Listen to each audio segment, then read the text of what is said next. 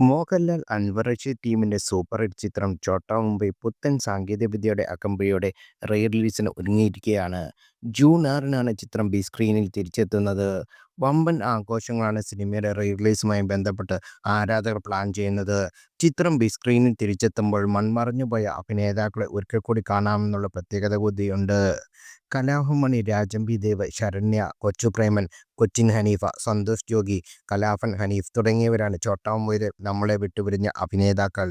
കലാഭവൻ മണിയുടെ നരേഷനില്ലാതെ 'ഛോട്ടാ മുംബൈ' പൂർണ്ണമാകില്ല. വളരെ കൂളായി എന്നാൽ ഭയമുളവാക്കുന്ന തരത്തിൽ ഭീഷണിപ്പെടുത്തുന്ന നടേശൻ കയ്യടി നേടിയ വില്ലനായിരുന്നു. വയലൻസിൻ്റെയോ ക്രൂരതയുടെ അതിപ്രസരമില്ലാതെ തന്നെ നോട്ടം കൊണ്ടും സംസാരം കൊണ്ടും കലാഭവൻ മണിയുടെ നടേശൻ ഭയപ്പെടുത്തി. എന്നെന്നും ഓർമ്മിക്കുന്ന വില്ലനായി 'ഛോട്ടാ മുംബൈ'യിലെ നടേശൻ മാറി. 2016 മാർച്ച് 6-നായിരുന്നു കലാഭവൻ മണി നമ്മളെ വിട്ടു പിരിഞ്ഞത്. ചിത്രത്തിലെ പാമ്പ് ചാക്കോച്ചനെ ആരും മറക്കാനിടയില്ല. മുഴുവൻ സമയവും മദ്യലഹരിയിൽ ഒപ്പം നിറഞ്ഞവരെ ചിരിപ്പിക്കുകയും ചെയ്ത രാജംബി ദേവിന്റെ കഥാപാത്രം ഇന്നും നമ്മൾ ഓർക്കുന്നു. ചിത്രത്തിൽ അഭിനയിക്കുമ്പോൾ രാജംബി ദേവിന് കാഴ്ച നഷ്ടമായിരുന്നു. വെളുത്ത നിറം മാത്രമായിരുന്നു ആകെ തിരിച്ചറിയാൻ കഴിഞ്ഞിരുന്നത്. ഡയലോഗ് പറയേണ്ടത് വെള്ളത്തുണി വീശി കാണിക്കുമ്പോൾ ആ സ്ഥലത്തേക്ക് നോക്കി ഡയലോഗ് പറഞ്ഞാണ് അദ്ദേഹം പാമ്പ് ചാക്കോച്ചനായി അഭിനയിച്ചത്.